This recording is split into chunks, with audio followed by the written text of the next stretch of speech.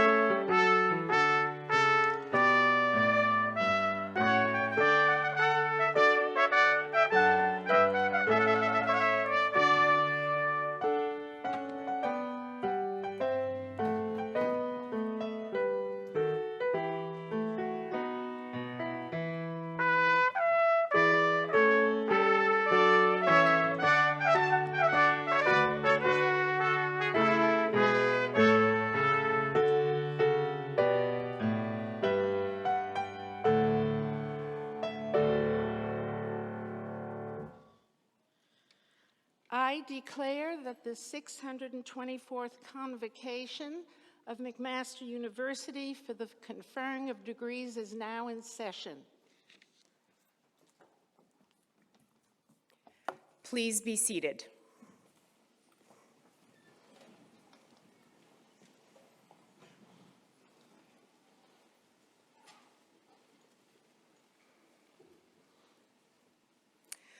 Good morning and welcome. I am Dr. Susan Tai, and I have the great privilege of serving as Provost and Vice President Academic at McMaster University. This morning, I also have the pleasure of acting as your Master of Ceremonies and welcoming all of you, graduates and guests, to this convocation ceremony. On behalf of the university, I would like to recognize and acknowledge that we meet today on the traditional territories of the Mississauga and Haudenosaunee nations and within the lands protected by the Dish with One Spoon Wampum Agreement. We must remember that we all have a role in upholding the spirit of this agreement, which urged for peaceful sharing of Earth's resources. We must also not forget that merely acknowledging our presence on these traditional lands is only a small step on our shared path to reconciliation. I challenge you to consider how we can foster reconciliation among the many peoples that inhabit these lands. I would also like to take the opportunity to introduce those notable leaders joining me on stage today. Our Chancellor, Ms. Santi Smith, President and Vice Chancellor, Dr. David Farrar, Vice President and Dean, Faculty of Health Sciences, Dr. Paul O'Byrne, Vice Provost and Dean of Graduate Studies, Dr. Steve Ranilovic, Vice Provost, International Affairs, Dr. Bonnie Ibawa, Dean of Engineering, Dr. Heather Sheardown, Dean of Science, Dr. Maureen McDonald, Associate Deans, Chairs, Directors, faculty members, and honored guests. Before we start our formal program, I would also ask that you please turn off any electronic devices that you have on you. Now, I'd like to call Chancellor Smith to deliver the Thanksgiving address and make welcoming remarks.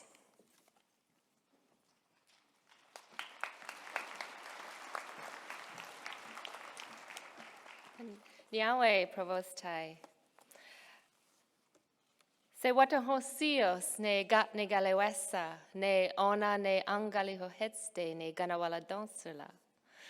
The Ohando Ungalewandengwa, the words spoken before all else, offers a thanksgiving with the intent to unite our mind and heart in acknowledgement, to give thanks, affirm interconnections, cultivate compassion and kindness, and recognize our responsibilities for sustaining this delicate balance of kinship and promote peaceful coexistence in alignment with the immensity of creation. At this time, and hearing these words, we also think of those who are sick or hurting, that these words bring peace and calm to their hearts and mind as well.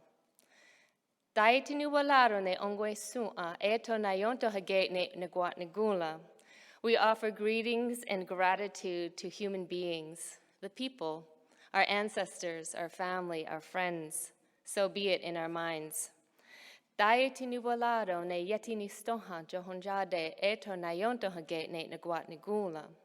We give thanks to our Mother Earth, for she provides us with everything that we need to survive and thrive. So be it in our minds. We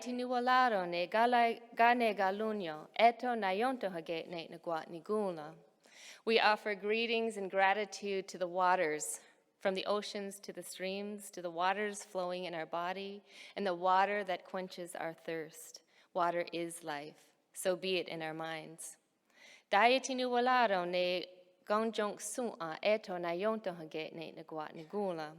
We give greetings and acknowledgement to the fish life, who help to purify the water and provide us with nourishment. So be it in our minds.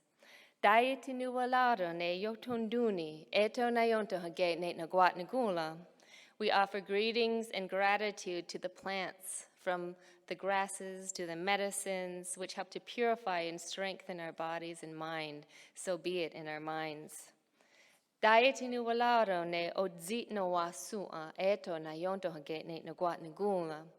We give thanks to the insect world, who help to pollinate the plants and sustain life. So be it in our minds.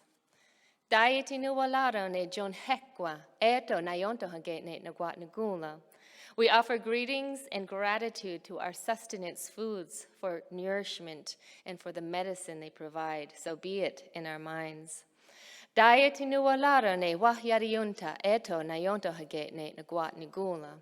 We give thanks to the fruit life, who help to nourish us. So be it in our minds.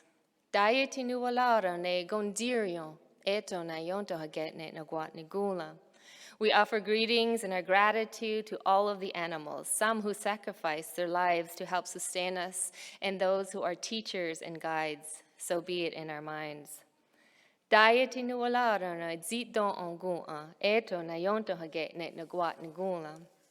We give thanks to all of the birds whose beautiful singing help to uplift our spirit and bring peace and calm to our hearts. So be it in our minds. Daiti ni walado ne ga lunda ongua, eto na yonto haget ne naguat nigula.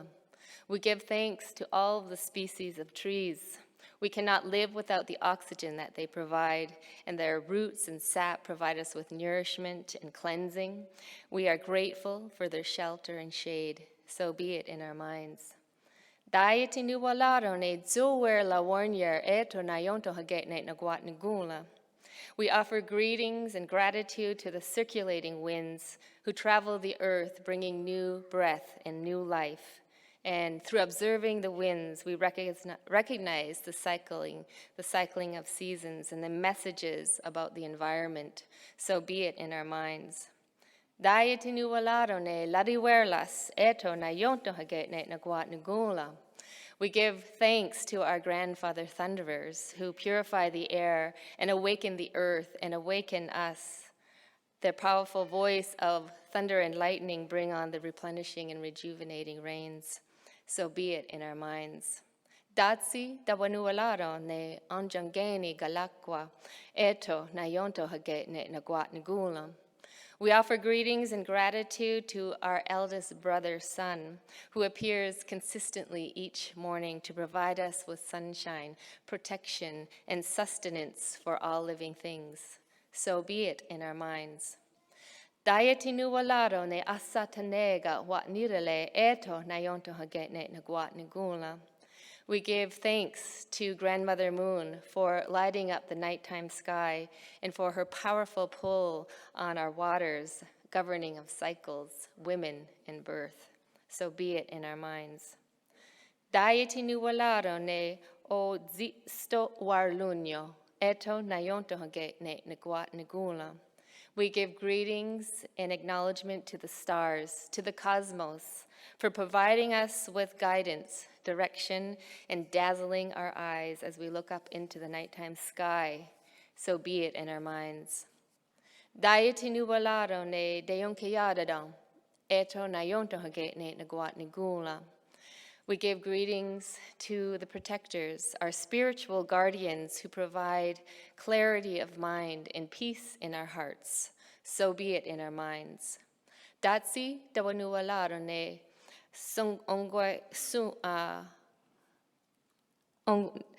datsi dawanualaro ne sungwayandiso. Stanza lagoa sa oyela, eto na yonto haget ne naguat nigula.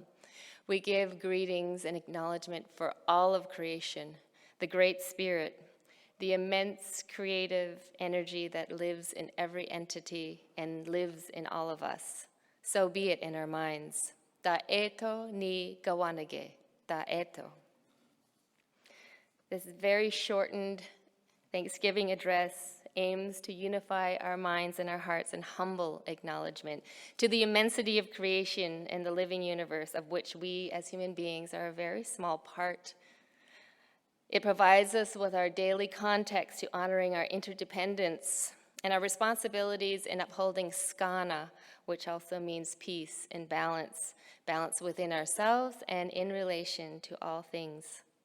We are grateful to be present here today in this moment with all of you, in acknowledgement and celebration of all of your achievements, and to recognize each graduand for their energy, dedication, and perseverance in your journey to complete your degree at McMaster University.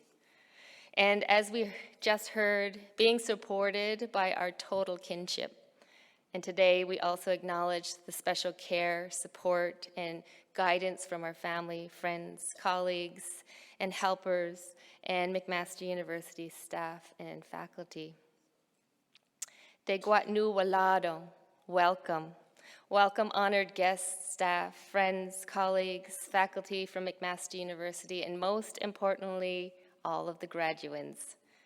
You have achieved a great deal to get here today, and you should be very proud of all of your success and looking forward to the journey ahead from here. Yo yanale, which means well done, congratulations. Please enjoy the ceremony. And as Chancellor, I honor you. Nyawe.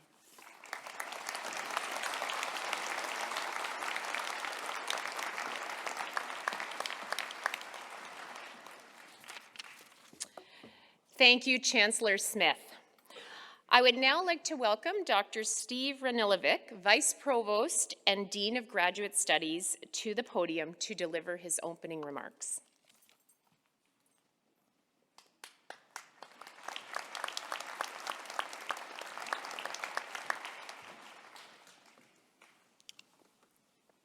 Hello and welcome to our graduates, to your families and friends that are here today on this very special morning. What a day to celebrate. You know, it's a moment to stop and smell those proverbial roses because the past few years have been certainly a lot to take in. The pandemic interrupted every facet of our lives. We had to make a lot of changes in how we learned, how we did research, how we even met up with our friends after school. Even simple tasks like going grocery shopping became complex processes. But the day-to-day tasks of a student, you know, they really didn't change. You still spent more time than you care to remember reading, taking notes, reviewing, reading again, and probably repeating the cycle over and over. Your fingers could barely keep up with your thoughts, and so many ideas spilled over each keystroke. The labs and classrooms that you inhabited these years were filled with excitement, sometimes disappointment, but mostly resilience. You wondered how you could possibly juggle the seemingly endless multitudes of courses, projects, and tests. And for our graduate students, you wondered how you could possibly summarize years of work into a one-hour talk and then spend the next hour or two defending your conclusions. But in the end, you not only managed, but you prevailed. And here you are today. Looking around this hall, I see a very bright future. I see McMaster graduates who are destined to make contributions that will improve the life of their neighbors, whether they be next door or halfway around the globe. I see a room full of government policy advisors, advocates for at-risk populations, designers of new technologies to fight climate change, and solvers of mysteries that challenge human existence. I see creative problem solvers who will inspire us to dream and challenge us to look at the world through a different lens. Yes, it certainly has been quite the journey, and we are so very proud of each of you. Each of you, in your own way, has made this amazing McMaster community that much better. From this podium, I see a bright future ahead. Congratulations to you all.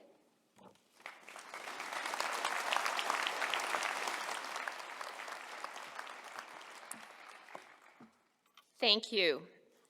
I would now like to welcome Dr. Maureen McDonald, the Dean of the Faculty of Science, to the podium, who will be presenting our honorary degree recipients.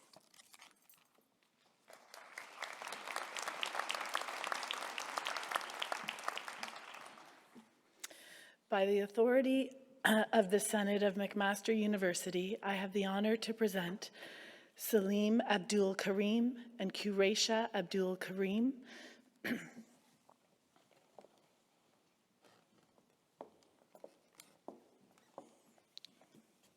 Husband and wife duo Salim Abdul Karim and Quraisha Abdul Karim are HIV researchers and public health advocates born in Cape Town, South Africa, where they grew up under apartheid rule. After completing their medical training and then graduate degrees in epidemiology, they returned to South Africa, establishing the first of its kind Center for the AIDS Program of Research in South Africa, CAPRISA, with Salim as director and Quraisha as associate director. They were the first scientists to describe the cycle of HIV infections growing exponentially in most of the African continent, leading to new UN AIDS policy that slowed the spread. They also led the first trial showing that a microbicide was effective against HIV. Beyond CAPRISA, Abdul maintained the Abdul Karims maintained decorated academic careers. Quraisha is a professor of clinical epidemiology in the Mailman School of Public Health at Columbia University, as well as an adjunct professor in public health and the Pro-Vice Chancellor for African Health at the university at KwaZulu-Natal. Salim is the Caprisa Professor of Global Health in the Columbia University Department of Epidemiology. The doctors Abdul Karim are also prominent leaders in global health. Salim is a member of the World Health Organization, WHO, HIV/TB Task Force, a former co-chair of the WHO Pro-Exposure Prophylaxis Technical Advisory Group, a member of the WHO Consolidated Antiretroviral Guidelines Steering Committee, a former chair of the UN AIDS Scientific Expert Panel, and a former member of the UN AIDS Lancet Commission on AIDS. He is a member of the Gates Foundation Scientific Advisory Board and the WHO Scientific Council. He also served as president of the South African Medical Research Council. Curesha is a UN Special Ambassador for Adolescents and HIV, and also vice chair of the WHO Human Reproductive Program Alliance Advisory Board. I think they've got the pronouns mixed up here, so I'm going to switch them up in the middle. He is a former member of the Scientific Advisory Board of the UN President's Emergency Plan for AIDS Relief and of the UN AIDS Scientific Expert Panel. He chairs the PEP-FAR Regency Testing Expert Working Group and is co-chair of the UN AIDS Prevention Technical Consultative Meeting for 2025. During the COVID-19 pandemic, Salim became a member of the World Academy of Sciences Advisory Committee on COVID-19, a member of the Lancet Commission on COVID-19, a member of the Steering Committee for the African Task Force for Coronavirus, a member of the International Science Council's Oversight Committee on the COVID-19 Endgame, and co-chair of the Ministerial Advisory Committee on COVID-19 in South Africa. Curesha is an executive group member of the WHO COVID-19 Solidarity Therapeutics Trial Steering Committee. Salim and Curesha have shared honors, including the Ngali Mann Award for Global Contributions in HIV Clinical Research and Epidemiology of AIDS, the Gardner Award for Global Health, the Minera Recognition Award for Academic Excellence, the President's Award for Outstanding Achievement in World Health, and the Research Leading to Innovation Award from the South African National Science and Technology Forum. Curesha has received the Bernard Herschel Award, the Christophe Meru Award, and the African Leadership Award in Paris, the Ward Kate Spirit Award, a Lifetime Achievement Award from the HIV Congress in Mumbai, and has been named one of the Financial Times top 10 women leaders. Salim has earned the Sunday Times Top 100 Honorary Award, the Al Samet Prize for the Advancement of Science, the Lifetime Achievement Award from the Institute of Human Virology, and the African Union's Kwame Nkrumah Continental Scientific Award. She also shared the 2020 John Maddox Prize with Anthony Fauci for their commitment to science during the COVID-19 pandemic. Chancellor Smith, I present to you Curesha Abdul Karim and Salim Abdul Karim so that you may add to their extensive list of well-earned honors by conferring upon them the degree Doctor of Science honoris causa.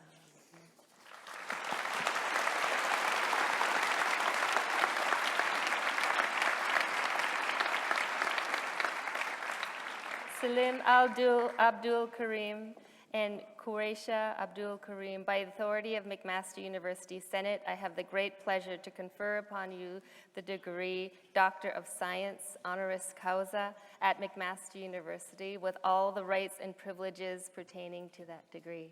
Congratulations.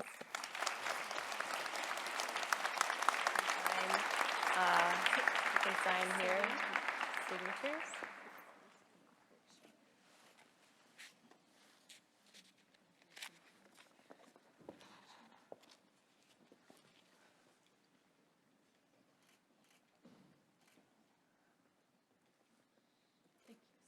I would now like to invite Dr. Salim Abdul Karim and Curesha Abdul Karim to deliver the convocation address.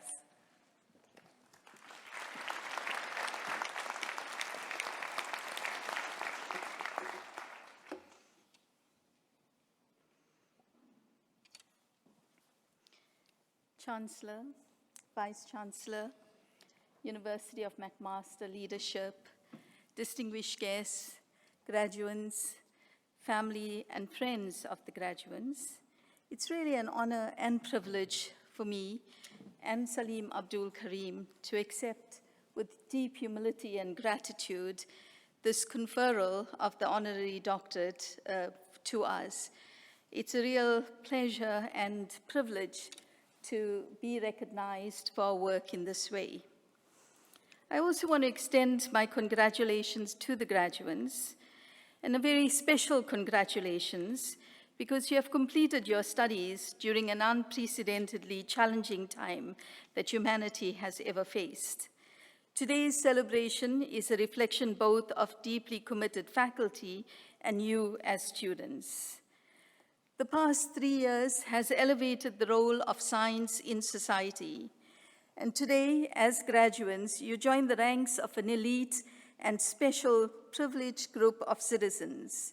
What you do with your degrees is as important and critical as the milestones you've just achieved. Science has helped us advance as human beings. We live in a world with huge disparities within and between countries. And as the Chancellor has very eloquently reminded us, we also live on one planet and as one humanity, that a threat to one of us is a threat to all of us. And COVID has sharply brought that into focus of our shared interdependence and vulnerabilities. I want to turn now to another epidemic that continues to challenge us and where the first cases were reported about 40 years ago. And here I'm talking about HIV. In 2020, there were 1.5 million new infections across the globe. That roughly translates to about 4,000 new infections taking place each day. 70% of those infections are in sub-Saharan Africa.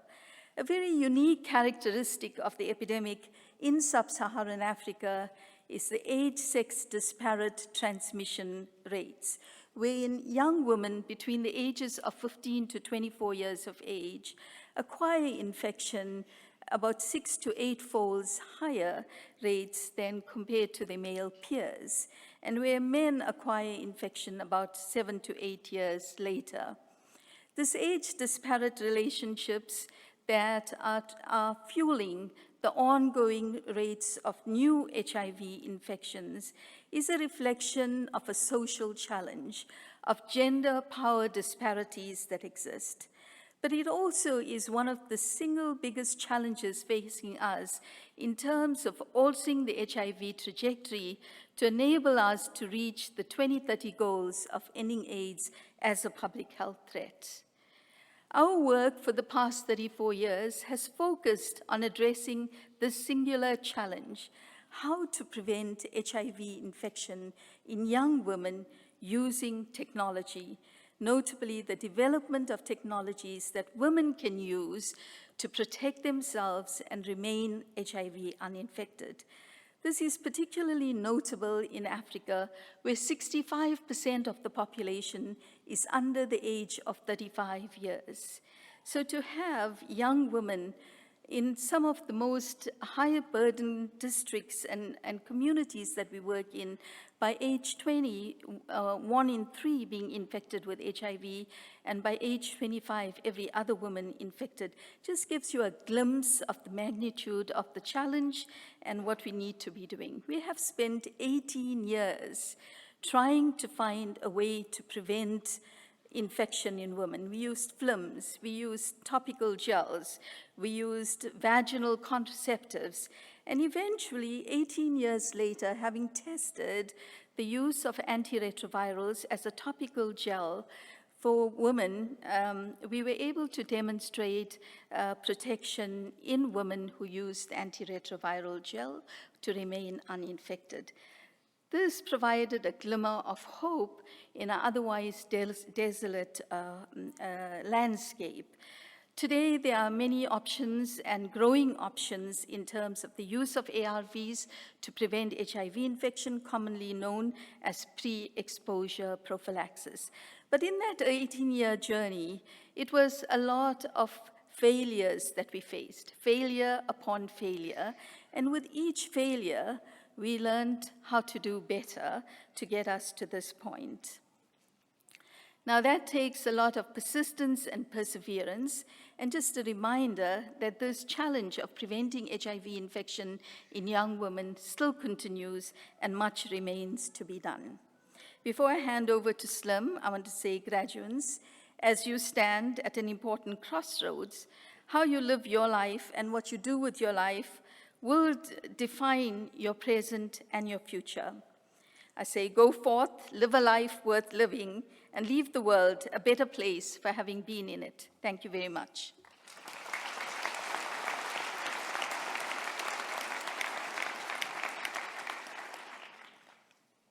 A very big thank you to McMaster and to all of you for being here and appreciating this day with us. As Kuresha has outlined, we spent 18 years repeatedly developing new technologies so that we could find a way for women to protect themselves from getting HIV. We had failure after failure after failure. At one point, we were even called the experts in failure. But it took all of those failures, 18 years later, that we persisted, and eventually success arrived. Success in the form of the tenofovir gel that we had developed and shown that it could protect women from getting HIV. But it was that persistence that marked the work that we had done. And so, when we were faced with a new challenge, how do we make a new technology that would be even better, more effective, enable women to protect themselves against HIV? We had to take that on with new gusto. And so in 2010, after 2 groups in the US showed that individuals who were rare individuals who could make a broadly neutralizing antibody, we decided to pursue that. Now, everybody who gets infected with HIV develops an antibody. But the antibodies that they develop are very specific. It will only kill the one HIV that's infecting them. It will not kill any other variants of the virus. And the virus has many millions of variants. But there are these rare individuals, and we happen to find just one of them. Her code name, Caprisa 256. We discovered that she had in her blood an antibody that could kill 4 out of every 5 HIV in a panel of 400 viruses from across the world. She was special. The problem is, how do we go from knowing she has this antibody to developing a new technology? And so we sent one of our PhD students to the NIH, sent her with a vial of the sample. We said to her, we want you to find the cell in her blood that makes that one antibody. Now, if you remember from high school biology, in blood you have red cells, white cells, platelets. And in your white cells you have B cells and T cells.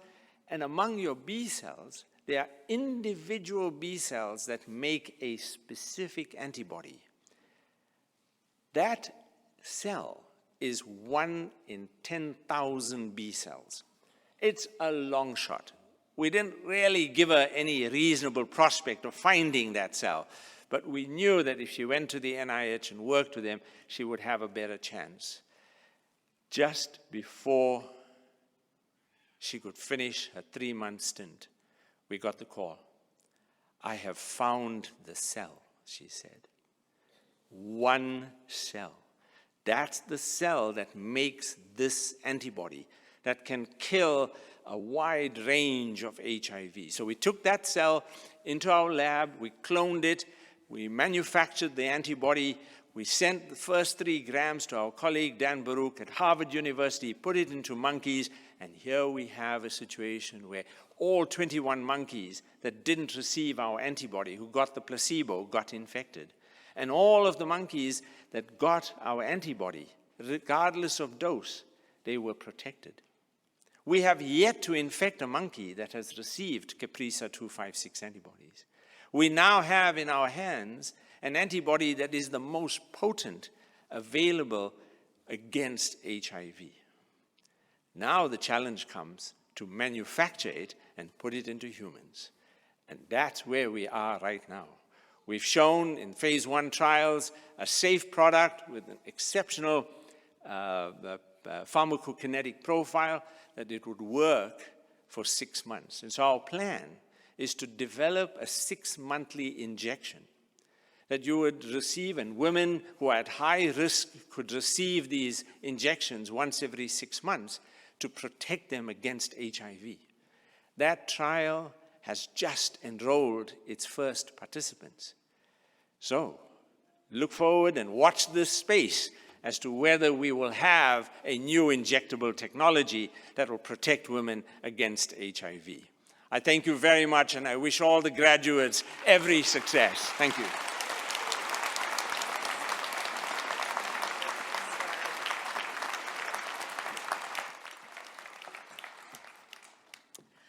I think we should give another round of applause to our honorary doctorates for such an inspiring story. I would now like to welcome Dr. David Farrar, President and Vice Chancellor, to the podium to present the graduates to our Chancellor for admission to their degrees.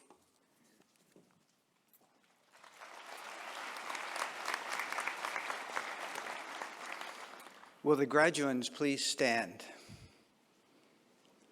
This is the best part of the ceremony. They turn the lights on. I get to see all of you at the precise moment that you receive your degree.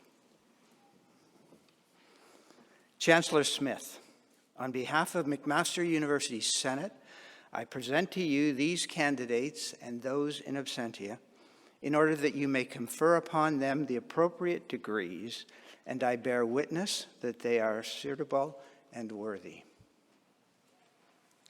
Graduands, by my authority and that of the McMaster University Senate, I have the great pleasure to admit those before me today and those in absentia to their individual degrees at McMaster University, with all the rights and privileges pertaining to those degrees. My sincere congratulations to you all.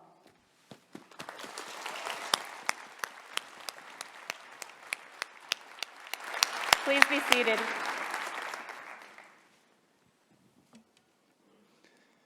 Graduates, I now ask each of you to join me on stage so that the Chancellor and I may welcome you into the McMaster community of scholars. I would be delighted to shake your hand or to bump fists or to acknowledge your accomplishments without touching. Our Chancellor will acknowledge your accomplishments without touching. Congratulations.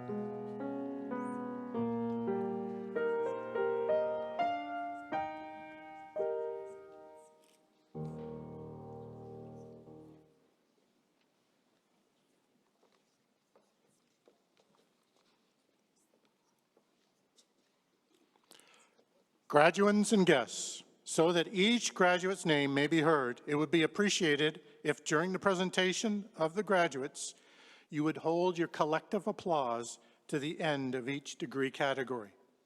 Thank you. Madam Chancellor, may I present to you the following graduates of the degree Doctor of Philosophy. Suleiman Aslam Lyons.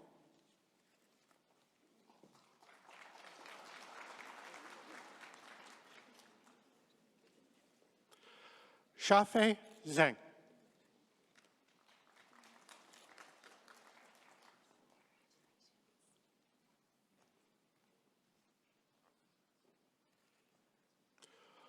Muhammad Kawar Ali.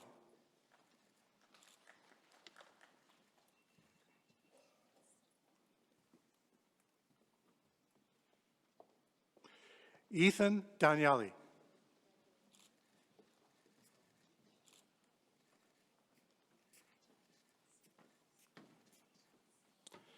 Sarah Mokatef Imani.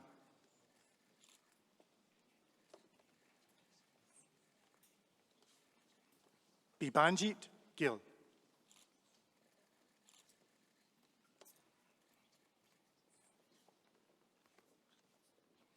Alexander Jesmer.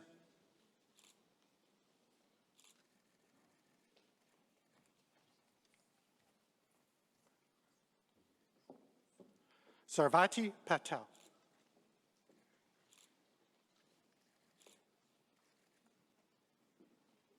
Dibanje Ghosh.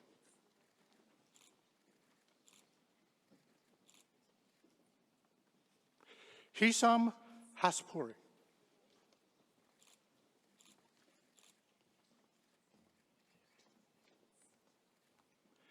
Mina Nenini.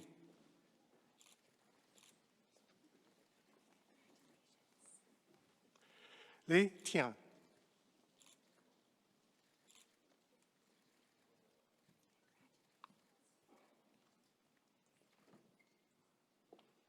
Evan James Wright.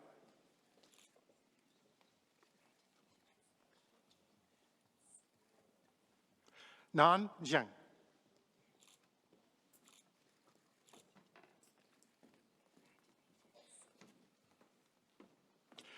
Jayon Agazi.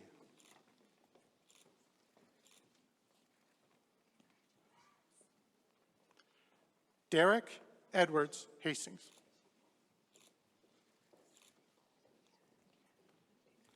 Chuwan Timothy Lowe.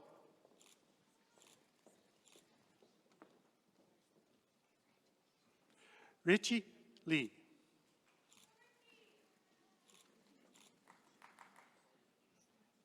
Stelina Mathi Paranam.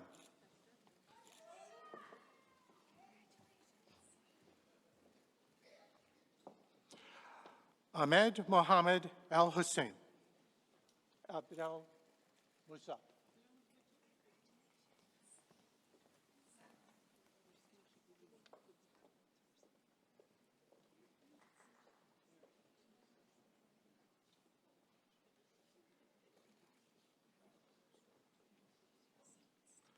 Syed Saber El Sahel Fasul.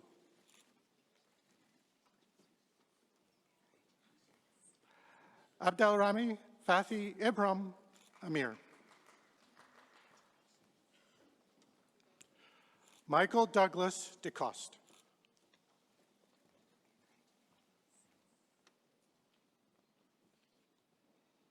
Mohammed Mahmoud Kafayi.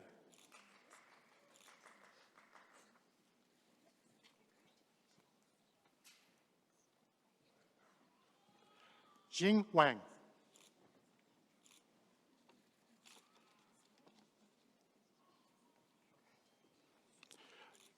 Yojio Hao.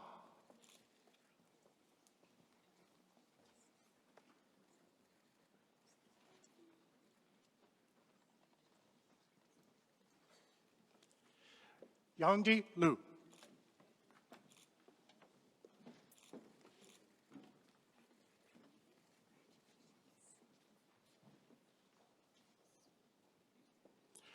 Wei Gang Tang.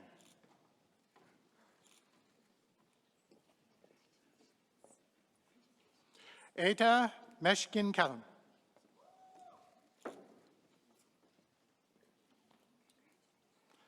Mohammed Asanlu Hok Rafi.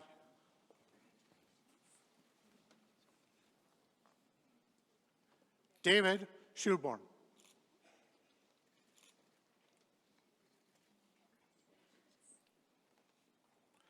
Larissa Ann Taylor.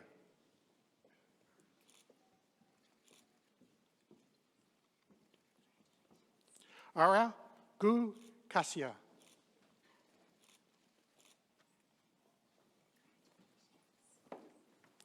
Regina Deku Ding.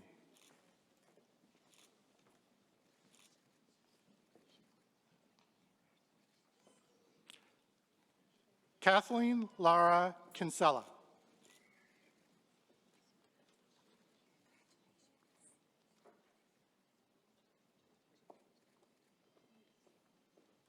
Shireen Marie Harris.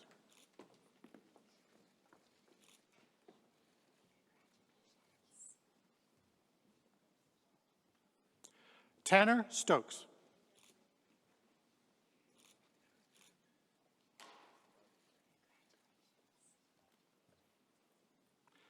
Kazi Mahmoudel Hek Badon.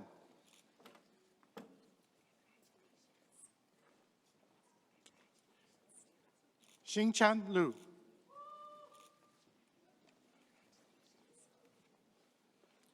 Kian Miao.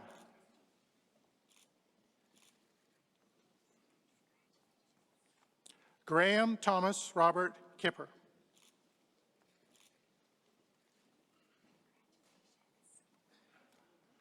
Lucas Ribeiro Brook.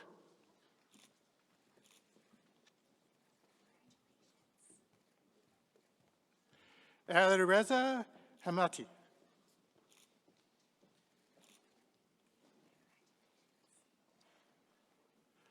Zahir Vahad Kodei.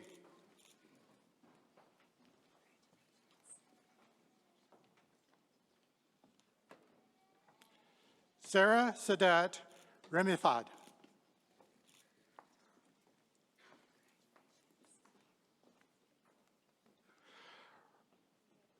Ramavatar Keti.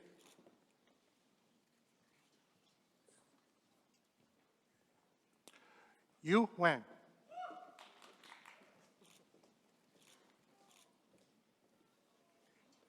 Andrew Sterling Weaver.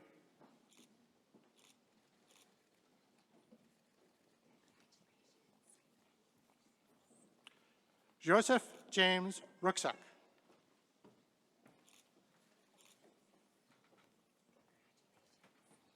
Stefania Sarasono.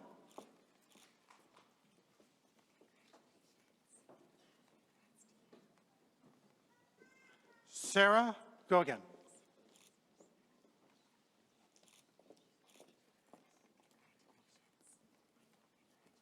Swapna Krishnamurthy.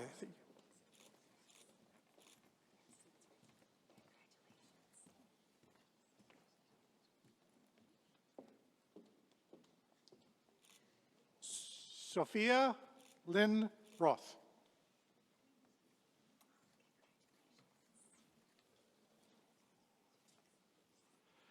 Sabrina Kerr Sayan.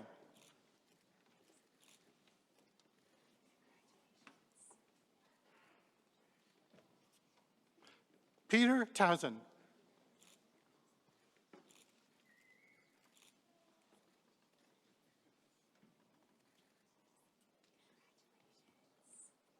Nicholas Moore.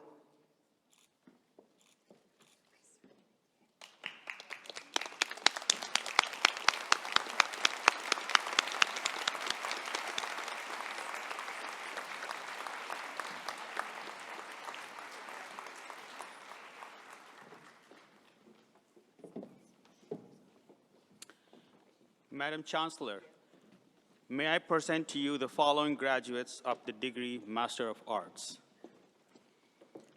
Hannah Margaret Joy McKay.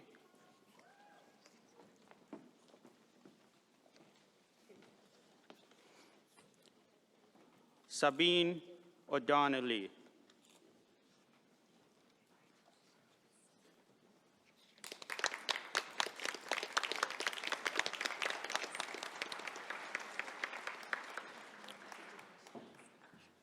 Madam Chancellor, may I present to you the following graduates of the degree Master of Financial Mathematics. Rabina Binte Amar.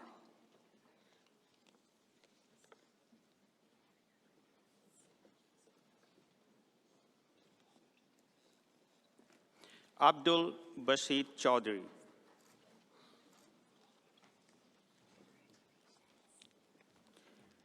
Zining Chan.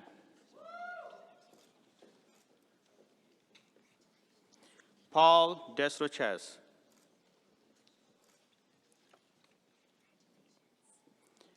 Rao Si Feng.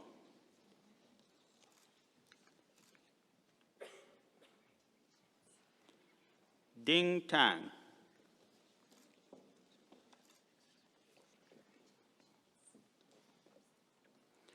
Pengkent Boon.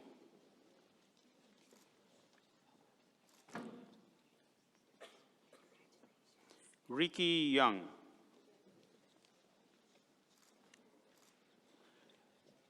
Jiawi Jason Zhang.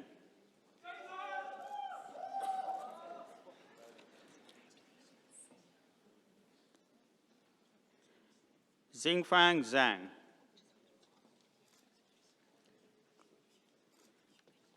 Xiangwei Zhao.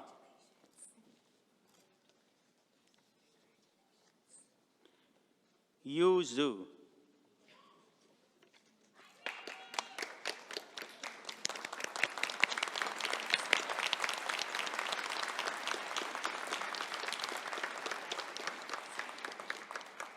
Madam Chancellor, may I present to you the following graduates of the degree Master of Science.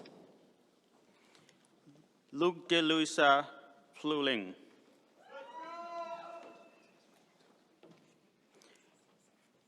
Christine Michelle Lam.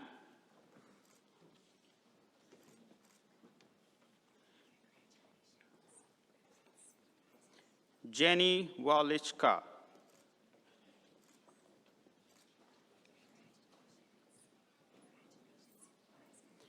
Sarah Elizabeth Eisinger.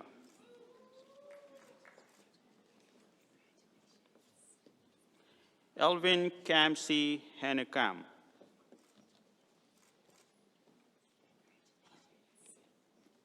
Jody Celine Mohammed.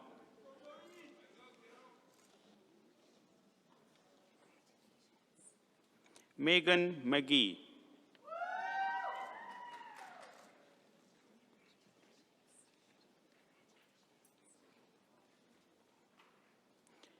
April Marple.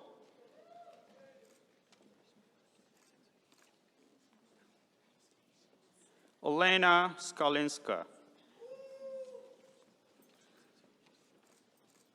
Alireza Fatullah Pour.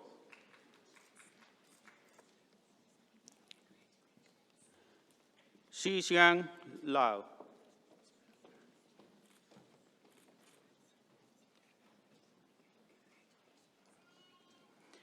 Levin Noronha.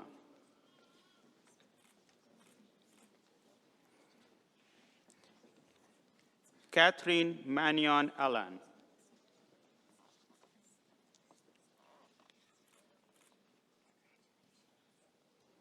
Lauren Sarah Burke.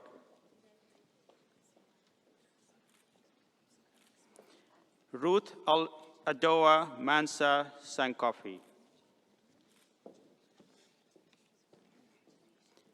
Ellis John Barder Connolly.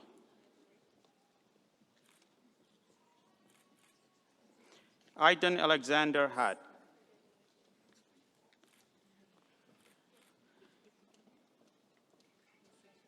Kathy M. Kawaza.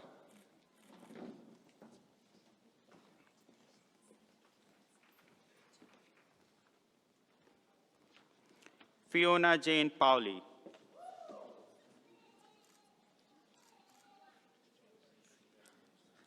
Rabjot Singh Resi.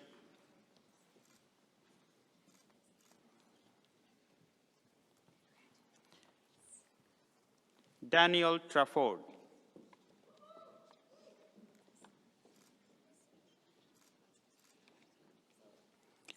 John Theodore Nicholson.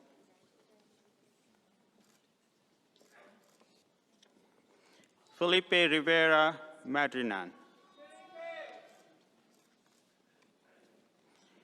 Sean Yu Ala Gaze Warren. Tiani Ren. Brandon Leo Xian.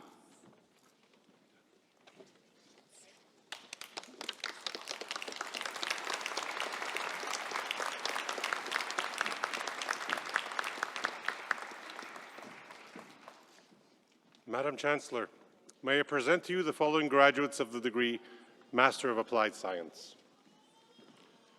Joshua Ethan McGillivray.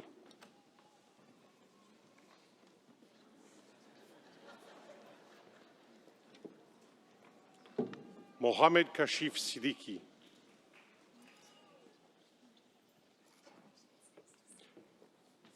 Tejesh Surikaya Kumaran.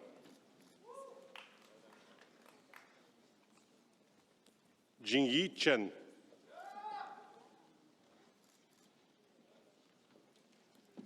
Vladimir Grishishin.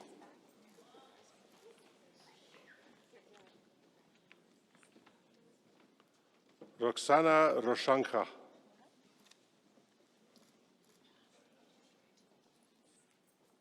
Shekun Shi.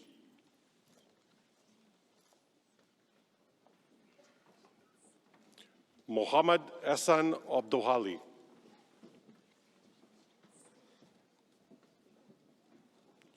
William Agnihotri.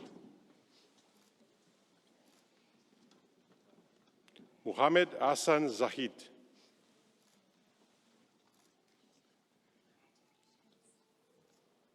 Han Zhang.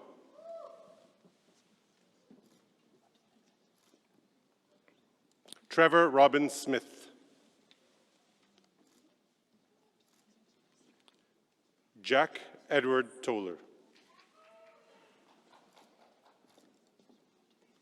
Jiawei Shu.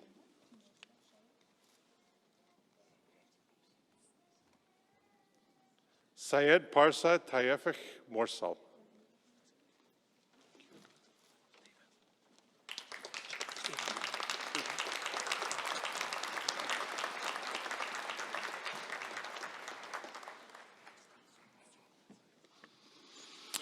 Madam Chancellor, may I present to you the following graduates of the degree Master of Engineering. Abdulram Gesh Madani. Hilya Rezarei.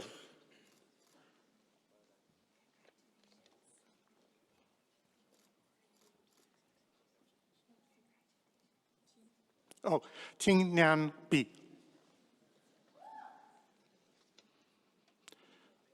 Dong Chen.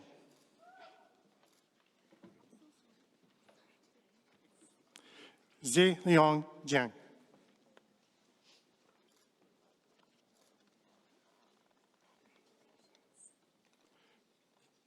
Deke Meng.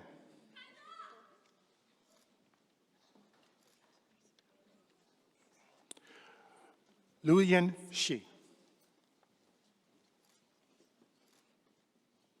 Haiyang Zhu.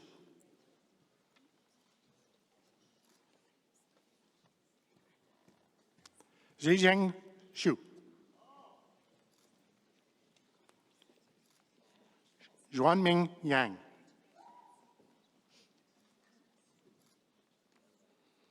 Yaroslav Grigorovich Kaplan. Syed Shuja Hassan. Suna Paresh Jay Sakara. Parath Kuruba Nandam. Yisheng Li.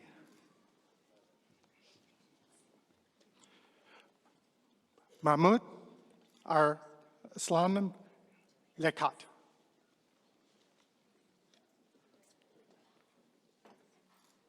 Leela Shrivastava Naravaralula. Joshua Martinez Otabeye. Jaewei Khan.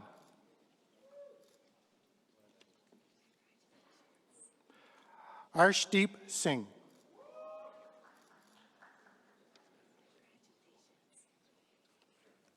Pratibha Sunandaraja. Tianxi Tang.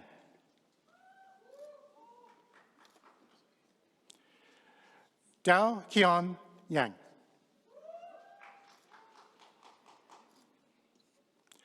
Alish Mode.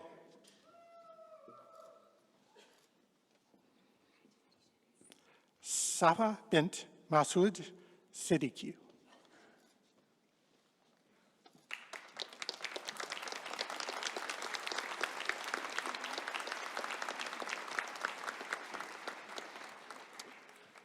Madam Chancellor, may I present to you the following graduates of the degree Master of Engineering Design.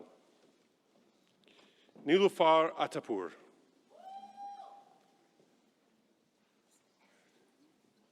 Tejas Jaiprakash Chokoshi.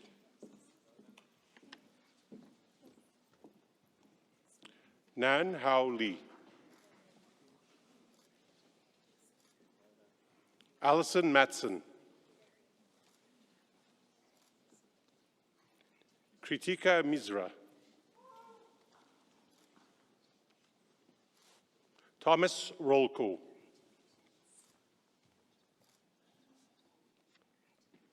Kanika Singh. Samantha Cheching Tam.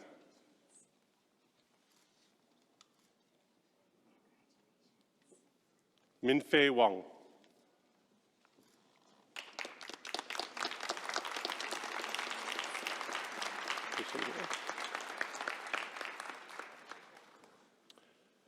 Madam Chancellor, may I present to you the following graduates of the degree Master of Engineering, Entrepreneurship and Innovation. Ayman Abdelgadir.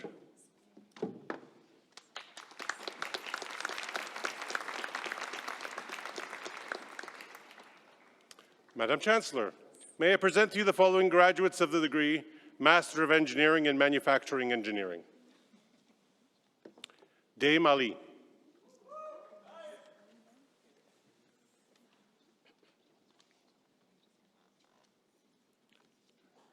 Parth Trikambahai Dungrani.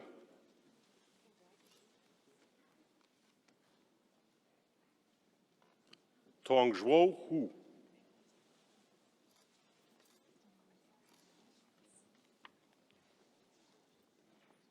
Chibo Kong.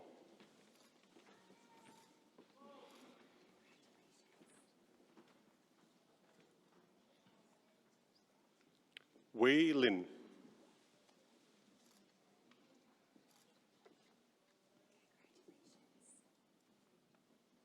Kahan Smelhakumar Patadia.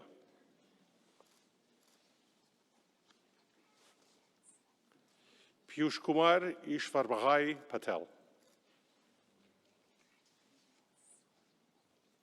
Nardev Singh.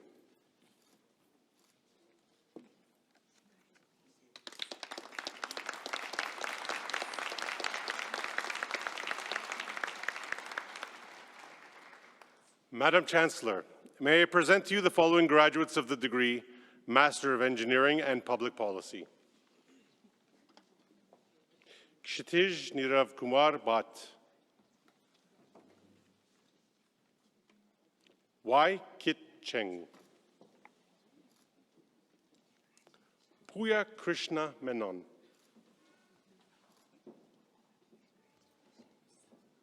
Swinky Rana.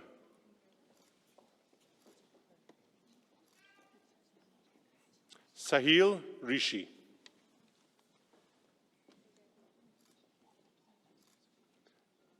Shehnaz Nadir Shah.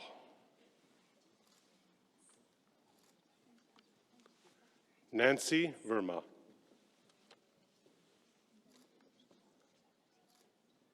Tianbai Wang.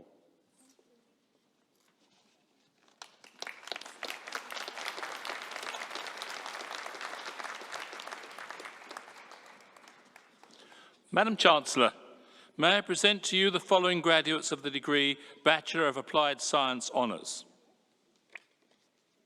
Man Chabra. Natalie Angelis Cox. Sarah May McCaig. Madison Nicole Christine Miskitic. Elva Stephen Montes Morales. Sophie Ann Nezan. Simi Sola Ulawa Olua Bukola Olapalde. Annabelle Angela Pear. Ligaya Stinelis. Amber Shack Townsend. Alessia Victoria Vecchiarelli.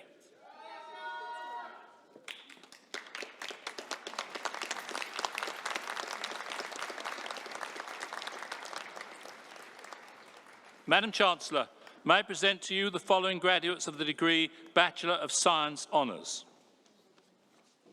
Sayar Ahmadi. Susan Ateye. Mohit Singh Ulak. Kevin Emmanuel Aziz. Ashmita Balamuragam. Michael Alexandra Bellets. Juliana Marie Bianchi. Natalia Brozic. Fei Chen. Victoria Yunchi Choi. Jue Xuan Deng.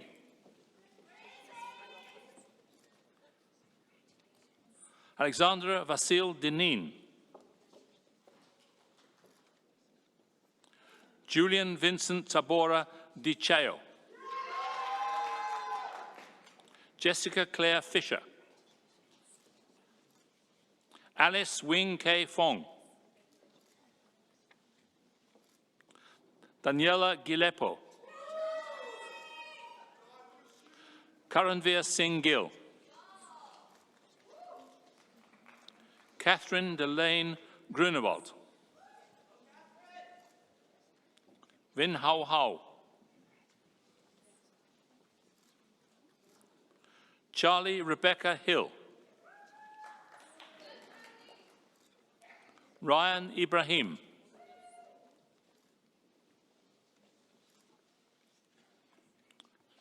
Yuna Kim. Rimsha Laik.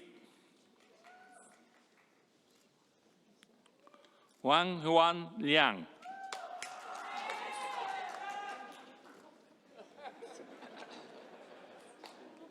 Jeff Lin. Danielle Lucisano. Runshi Ma. Maha Abdul Qadir Mohammed. Christina Rina Monaco. Ushma Ismat Nagani. Carter Clayton Deegan Natras. Alexandria Jia Ling Quach. Andres Rivera. Delina Romano. Hassan Salman.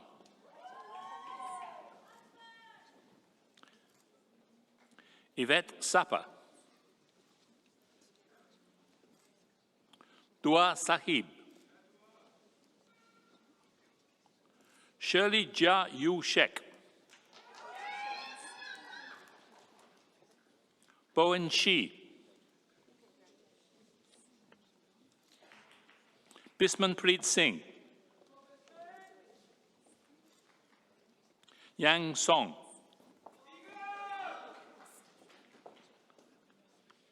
Xue Yan Sun. Zixuan Tong. Si Yuan Zhang.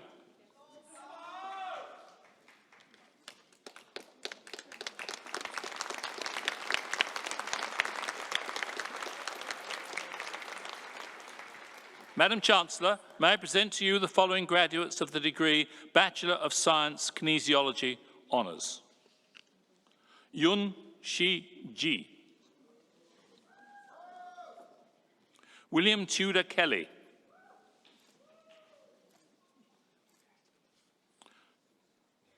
John Adam Marjoram. Jamie Elizabeth Matasea.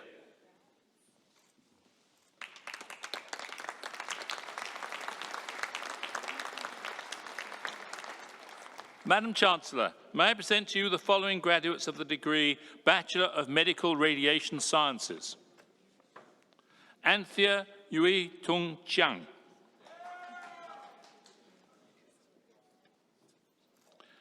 Seong Yeong Cho.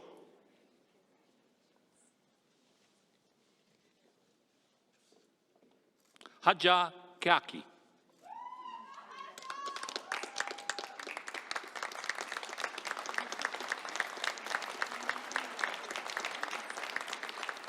Madam Chancellor, may I present to you the following graduates of the degree Bachelor of Science. Alethea Ashantea Marga Clark. Endi Hajdari. George Justin Ireland. Jia Wei Liang.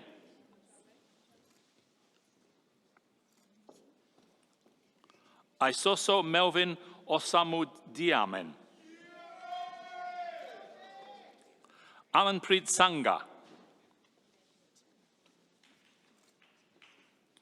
Achrini Sawunthar. Arushi Wadwa.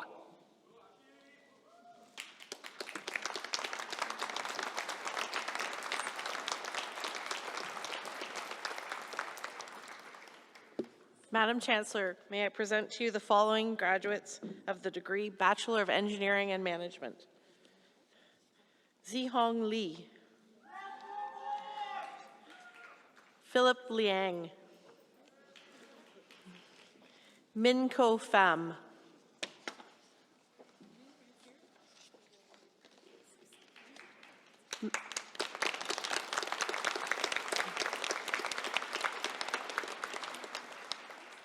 Madam Chancellor, may I present to you the following graduates of the degree Bachelor of Engineering and Society.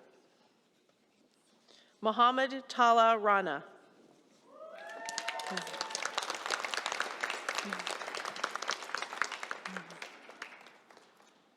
Madam Chancellor, may I present to you the following graduates of the degree Bachelor of Health Sciences. Emily Myrna Margaret Yo.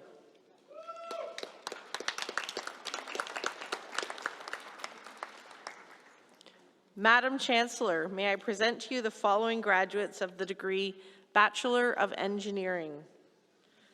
Solomon Inodion. Yumo B.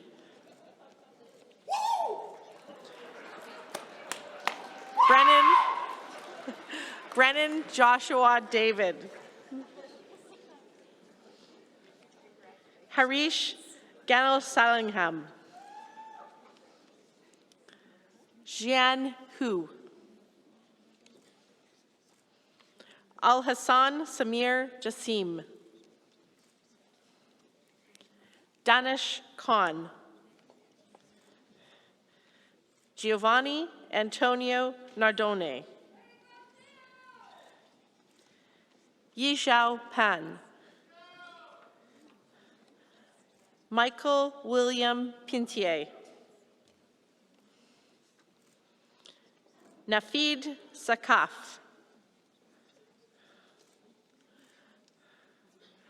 Balsimran Singh.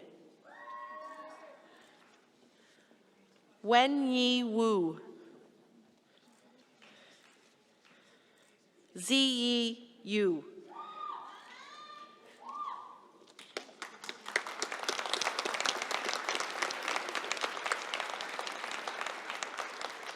Madam Chancellor, may I present to you the following graduates of the degree Bachelor of Applied Sciences. Ritwik Sahu.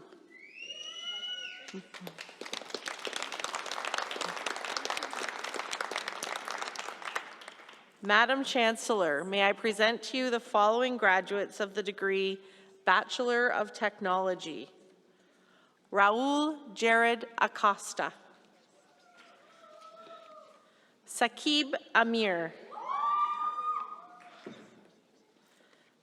Akshay Ubaluk.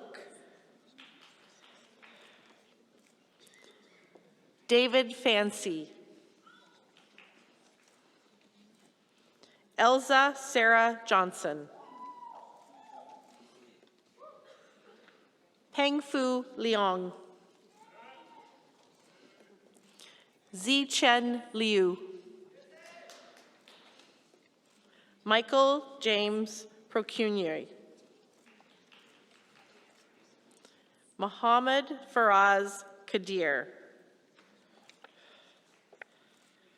Hasnain Saeed. Enderlin Sanchez. Luis Sanchez. Shah Zaib.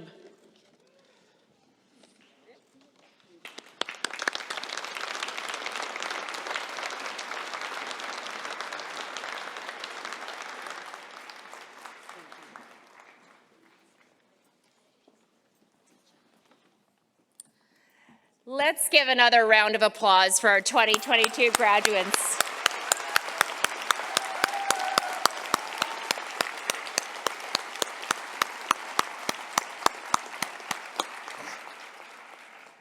Honored guests, I now would like to introduce Dr. Sarah Amani, a graduate of the degree Doctor of Philosophy in Biomedical Engineering, who will be delivering the valedictory address.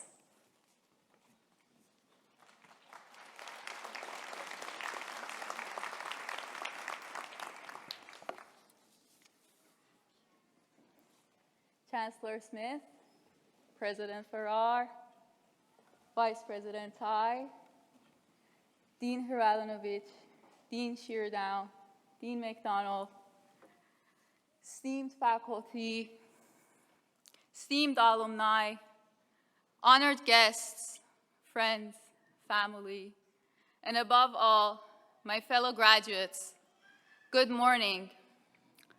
I'm Sarah Imani, and I'm honored to represent the graduating class of 2022.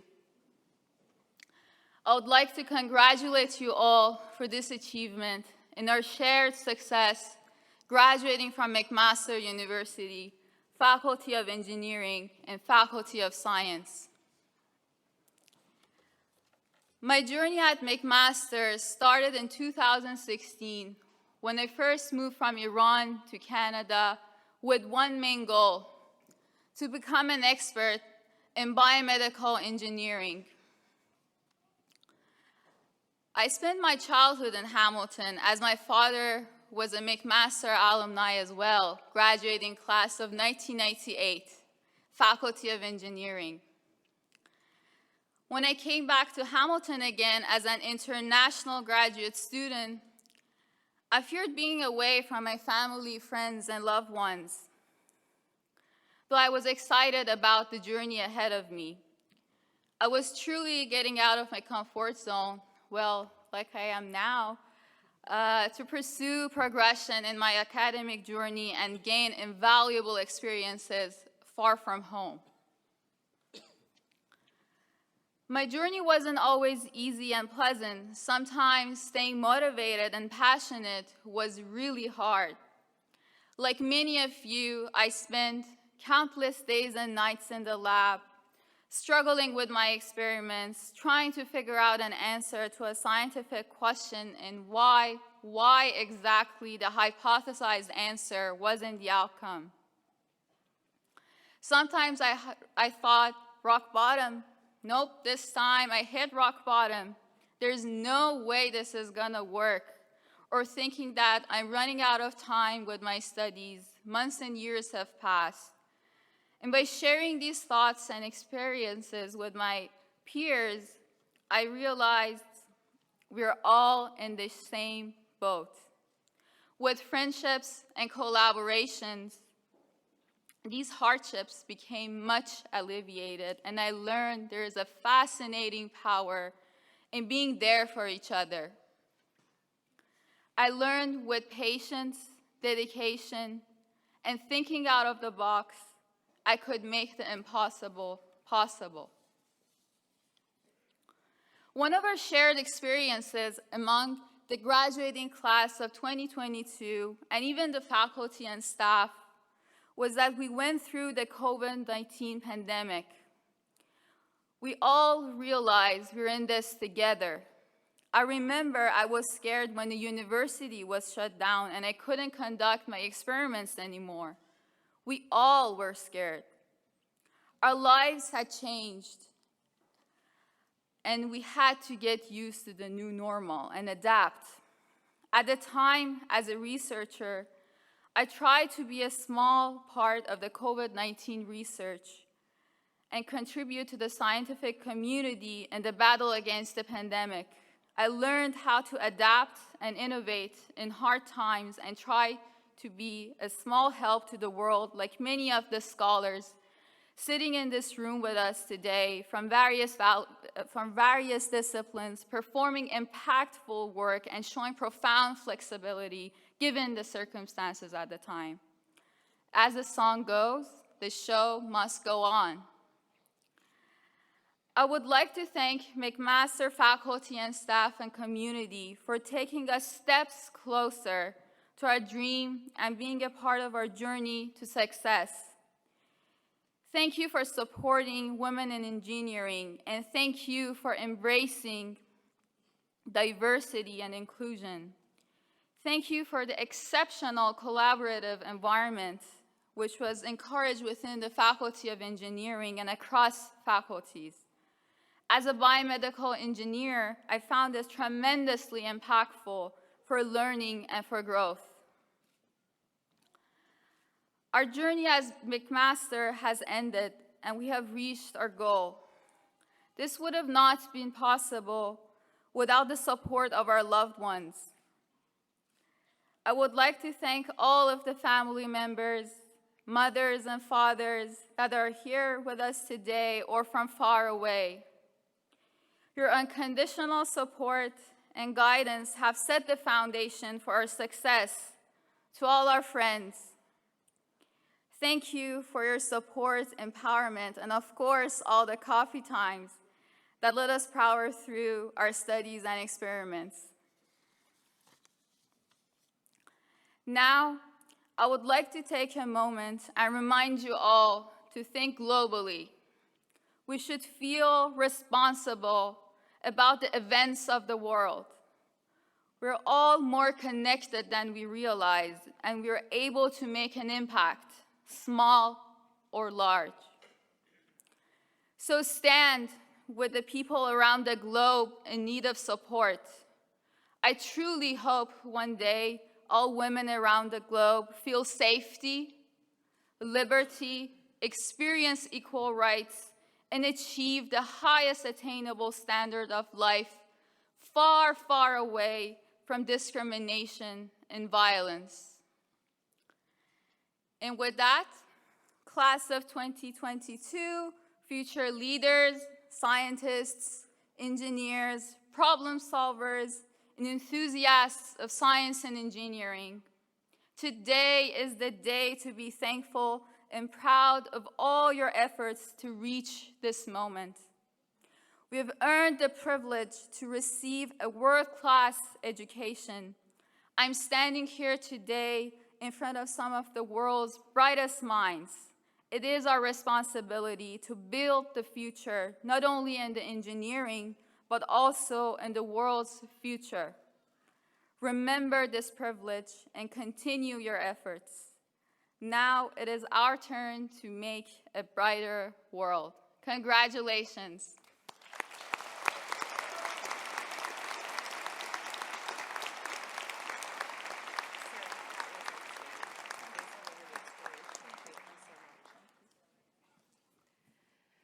Thank you, Sarah. May I now call upon the Dean of Science, Dr. Maureen MacDonald, who will present the Distinguished Alumni Award and the Governor General's Gold Academic Medals.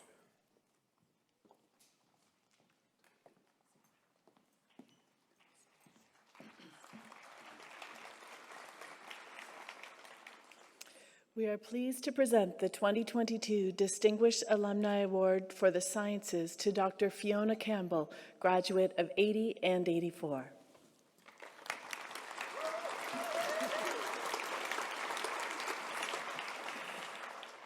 After earning her BSc in psychology and MD from McMaster, Fiona Campbell completed a specialty in anesthesiology and pain management at the University of Oxford, with a subsequent appointment to Queen's Medical Centre, Nottingham University.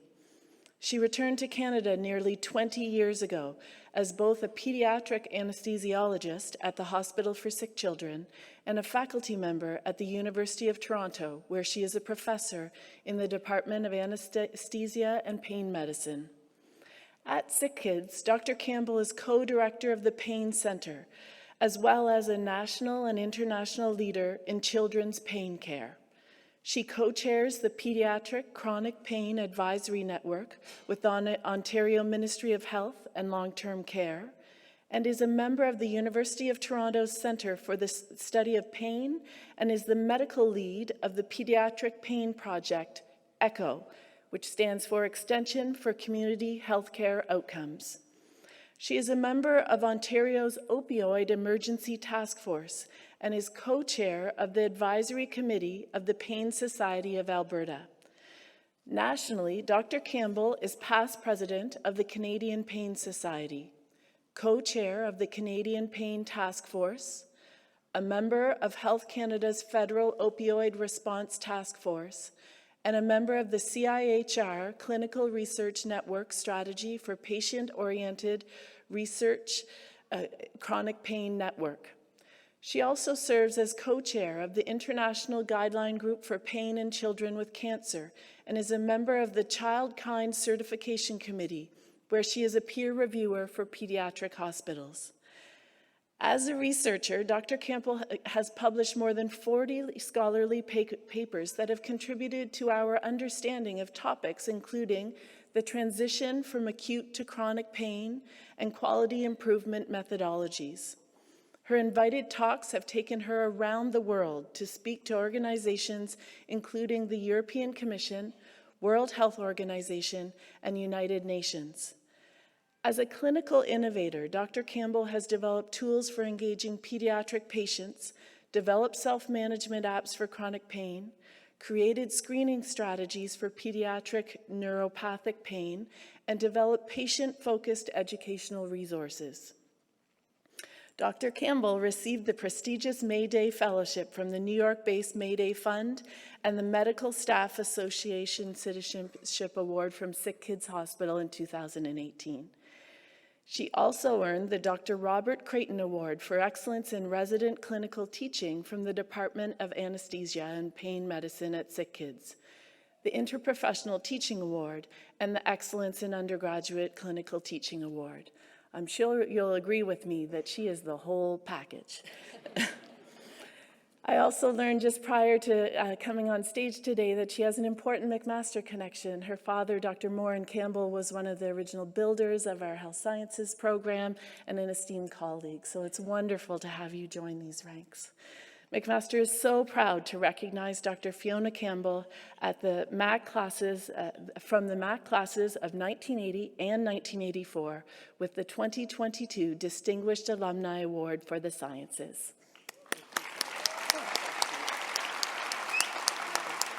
Great job.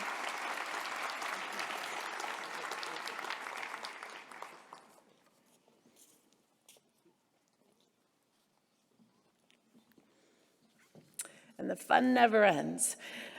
I'm also pleased to present to you the Governor General's Academic Medals. The Governor General's Academic Medal is one of the most prestigious awards a student in Canada can receive.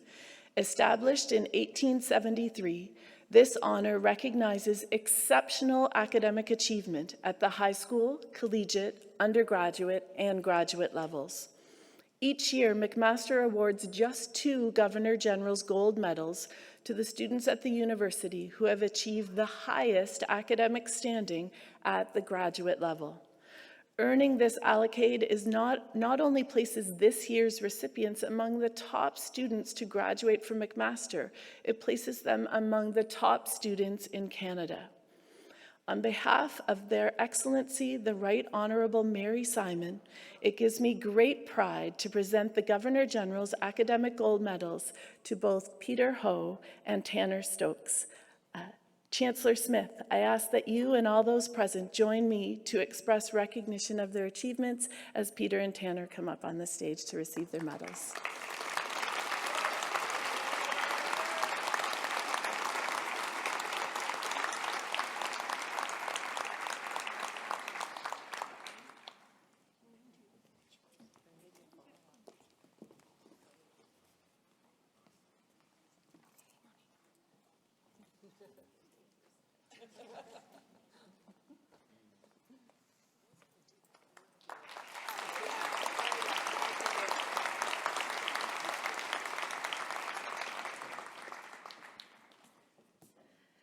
I have an important role on stage, making sure we're doing what we're supposed to be doing. So congratulations, Dr. Campbell, Dr. Ho, and Dr. Stokes. I would now like to draw your attention to the screen, which will feature a message from the McMaster Alumni Association. Welcome, McMaster graduates. I'm Caroline Seiler, a future Mac grad and current Grad Students Association president. And I'm Simranjit Singh, the president of the McMaster Students Union and a graduate of the class of 2022. Welcome to the Alumni House, once the home of many McMaster presidents, and now where the team of the Office of Alumni Engagement works to support you in your adventures. It's also a place where you're always welcome to visit. Shall we go inside?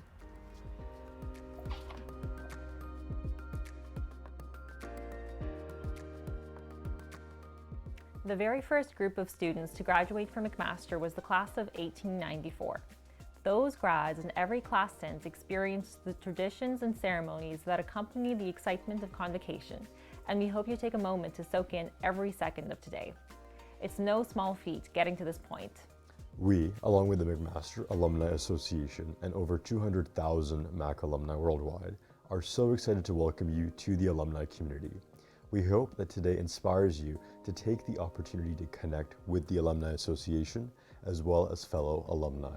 Remember, you are never too far away to call McMaster your home. Once a Marauder, always a Marauder. Over the last 2 years, your Alumni Association has expanded its online programming so that you can stay connected and benefit from all kinds of virtual programs and opportunities from wherever you may be, often 24 hours a day. And every now and then you may have the opportunity to attend in-person events from all over the world. So when you have some time, visit us at alumni.mcmaster.ca and see what kinds of opportunities await you.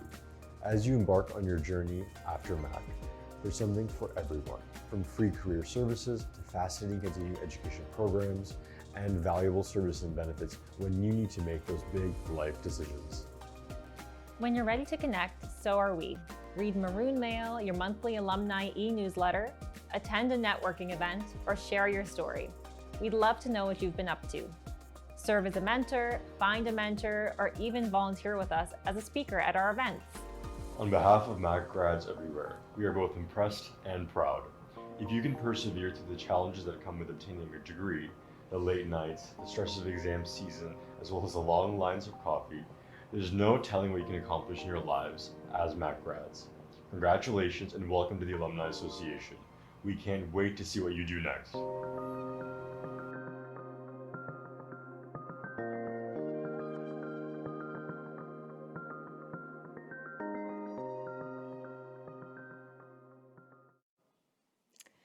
May I invite Dr. Farrar back to the podium to deliver the President's address.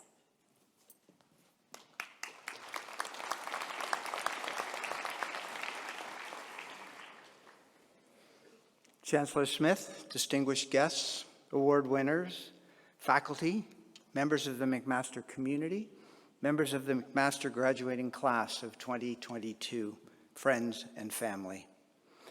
It's a great pleasure to see you all here today in person. For the last 2 years, we have had an unwelcome guest in our lives, a global pandemic that has reminded us how fragile our world can be and how much we need to be together. Members of the graduating class, for the past 2 years, you have worked through the isolation, disruption, and possibly even health challenges and personal losses created by COVID-19. In spite of these challenges, you've completed your coursework, handed in some amazing assignments, handed in online learning, made friends, supported colleagues, and now you've earned your degree. You persevered. I'd like to congratulate each of you on your ability to adapt, thrive, and succeed. As you graduate from McMaster today, you have the opportunity to choose a vision for your future and a vision for our planet. The question is, what will you do with that freedom, that choice, that power? How will you make a difference? How will you make the world a better place? I'd like to share with you a unique perspective, I think, that provides a valuable approach to this question. It's insight offered by Robin Wall Kimmerer in her book, Braiding Sweetgrass, Indigenous Wisdom, Scientific Knowledge, and the Teachings of Plants. Dr. Kimmerer is a plant ecologist, a distinguished teaching professor at the State University of New York's College for Environmental Science and Forestry, and a member of the citizen Potawatomi Nation.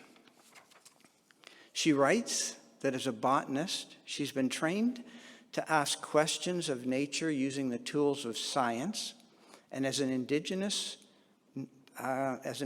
person, she recognizes that plants and animals are our oldest teachers.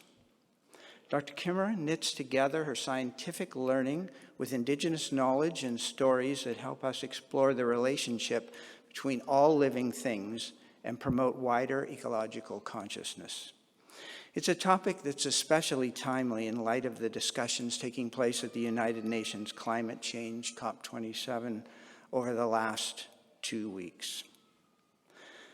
Although there are many pieces of wisdom in her book, one concept in particular stayed with me, and it's the idea that we all live downstream. In other words, as a river flows, whatever happens upstream eventually makes it downstream. It's a recognition that our individual actions today will impact all living things tomorrow. This simple and yet profound idea reinforces the responsibility to steward and care for our environment and our planet and the life it sustains, not just for ourselves, but for future generations. It's also a reminder that all living things are interconnected, and as such, we must treat the land and each other with respect, be farsighted in our thinking, and consider the broader needs of our community above our own. It also places onus on each of us as individuals to consider the long-term impacts of our actions on each other and on the planet to achieve a vision of a sustainable, peaceful, and equitable future. It's a compelling vision, but it can sometimes feel out of reach in face of the global challenges. Today, we find ourselves facing not only the ongoing pandemic, but the alarming decline in our democratic institutions, the acceleration of the negative impacts of climate change, an increasing gap between rich and poor, and the possibility of widening war in Eastern Europe. The challenges can seem so great, it's easy to feel overwhelmed. But remembering that we all live downstream offers a powerful message of hope and resilience. And it's a reminder that through our words, our choices, and our actions, both large and small, each of us has the power to be an agent of change and a force for good. How do you grab that challenge? By actively engaging our communities and our workplaces, by using our knowledge and abilities to work towards positive change, by making thoughtful, informed, and principled choices rooted in respect for our environment and for each other, and by acting with compassion and humility.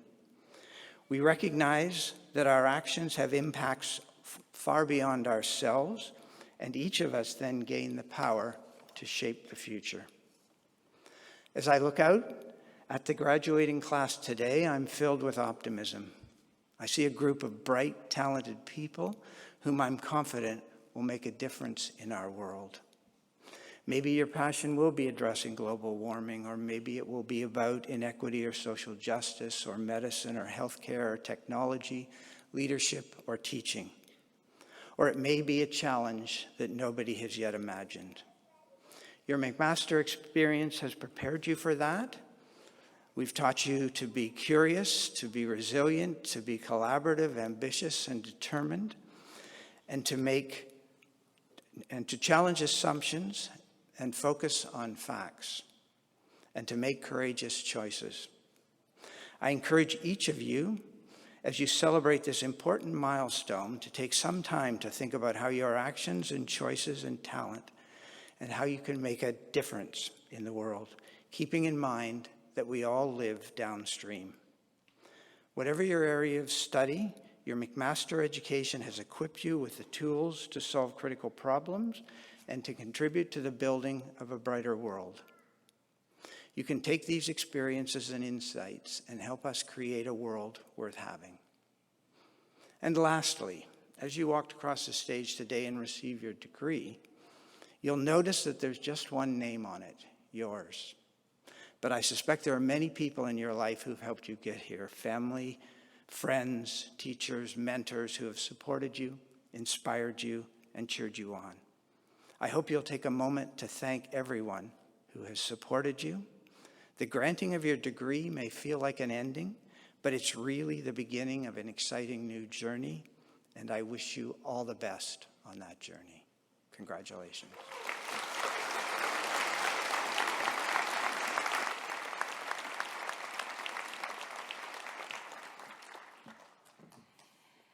May I invite Chancellor Smith back to the podium to deliver some final remarks and announcements.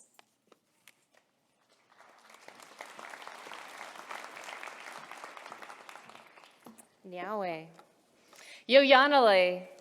Yoyanale in Gaingeha, the Mohawk language, translates to something like well done or good job or some sentiment like let's go. So let's all say it to each other, to ourselves, and we'll say it slow. Yo, ya, a, le. And all together, Yoyanale. More energy. Yoyanale. Louder. Yoyanale! Yoyanale, congratulations to the class of 2022. I am also a McMaster alumni, and I look forward to seeing what you all do in the future and where you go from here. Doctors Abdul Karim, Dr. Campbell, Sarah, Peter, Tanner, Yoyanale, congratulations on all of your achievements and accomplishments.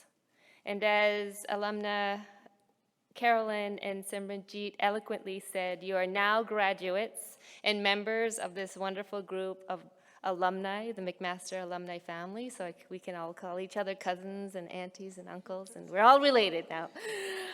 Dr. Farrar, you've got given us a lot to think about in also sharing the important words of Dr. Robert and Kimmerer.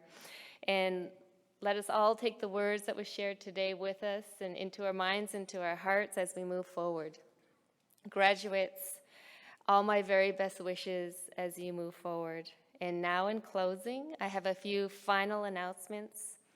A reception will be held for graduates and their guests in the mezzanine level following the ceremony, and I encourage all the graduates and guests to make their way up to the mezzanine level for photo opportunities that are set outside the Great Hall. This is where you can get your social media happening. Finally, I would like to ask you to please remain standing at your seats until the academic procession and the graduates have left the hall. Please join in the singing of our national anthem, and after the singing of the anthem, this convocation stands adjourned. Yoyanole.